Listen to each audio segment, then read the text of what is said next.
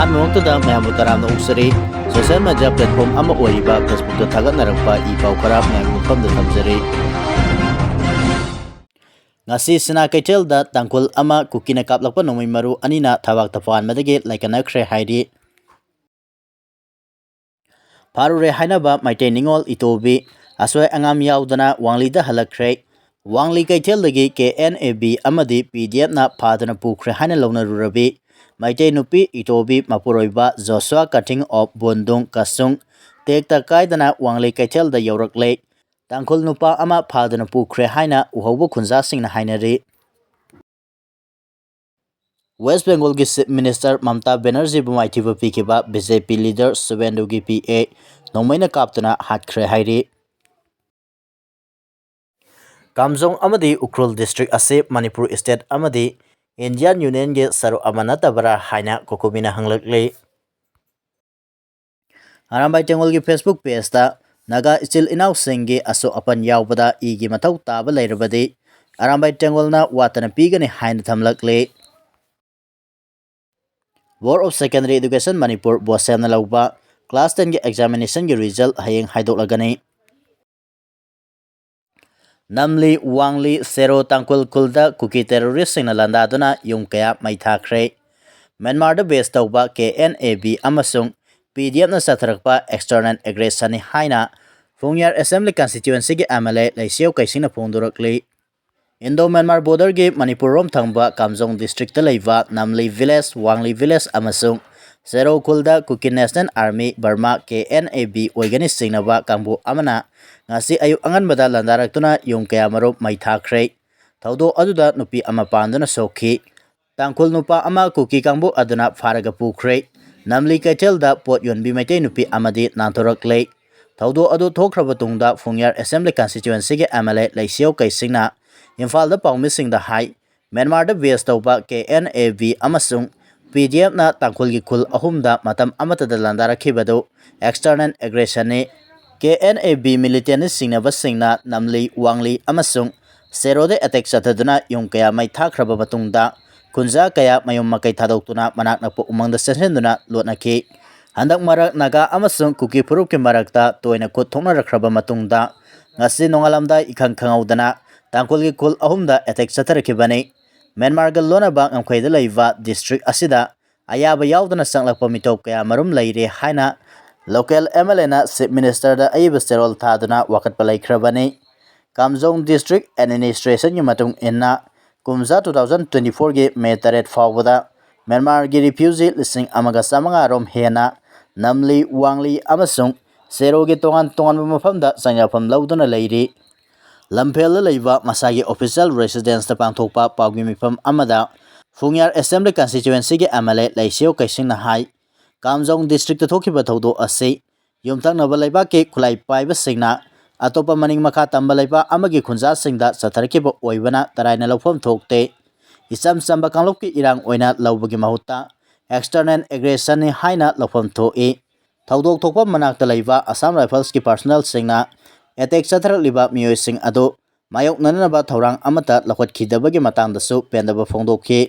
Myanmar ga lonaba ngamkhai faringi saruk ayamba sambal khadaba maramna khulai paiba miyoi sing ngaihak leitana ngamkhai lanthok lasin tauba thengnai Central amadi state government na hiram asigi matangda akanaba thorang lauduna ngamkhai manakna khundariba misam myam gi punsi amasung lantum ngak sanaba honafam thoi khudong thiningai oiba mafam singda Indian Reserve Battalion yauna ahenba security personnel sing thabiraknaba mari lenaba authority da ayiba serol thaduna wakatpa laikhre aduba hojik phawba matik saba security gi oiba section thorang amata lokhatpa laitri state lenga amasung Manipur gi miyamna ngangkhoi gi sarukta asikoma makalgi pamdaba thodok sing amuk hana thoandanaba matik saba thorang lokhatpa gi tangai phadaba lai hainasu MLA na makha tana phongdokhi Kuki khulai paiba kangbu aduna nongmai amasung bom kapsenduna landarakpaga loinana miyoi ani faraga pukhiba tangkhul khunja adugi maming Jingran Ningsen kawi aduga nanthokhtuna selaklaba maitei nupi adugi mamingna itobi kawi hairi State Force na masagi phurup ki miyamda onchelaga rule toriba asisu kanthabagi matam oire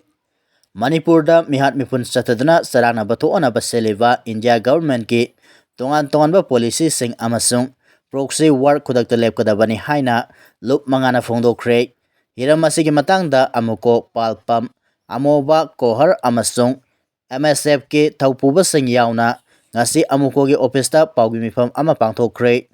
Paugi mifam aduda amukogi General Secretary Sanjoy Sorok haibamna hai Manipurda hojik thoaliba crisis asigi marakta ngasi su Kamjong district manung chana leiba wangli namlee amadi serokul gi yumai thaba amadi misa miyam phadana pukhibugi thawong ase India government ki khut chawni yauri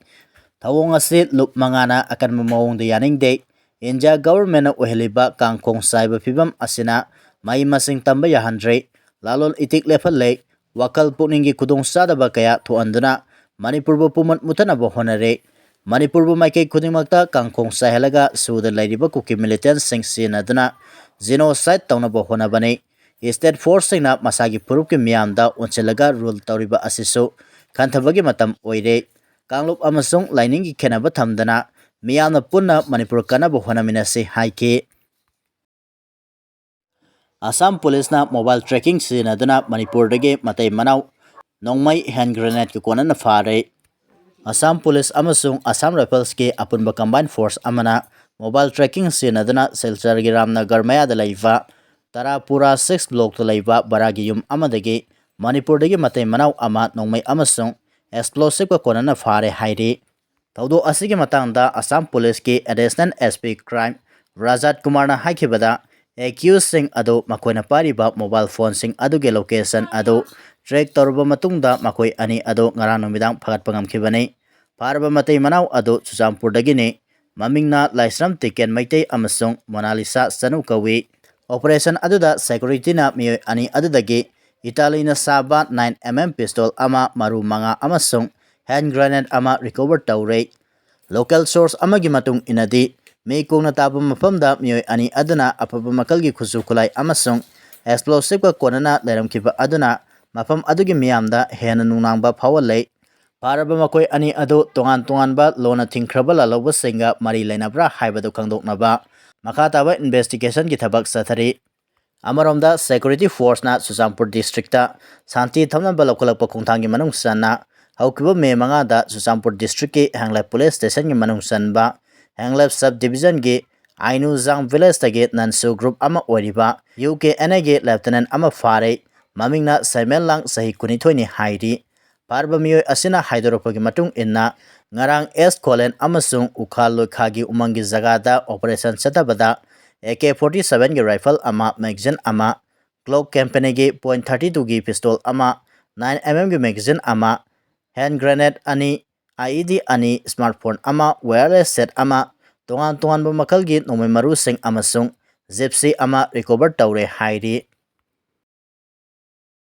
MP Bimolda miyoy karana yumpham yauduba maral sirakle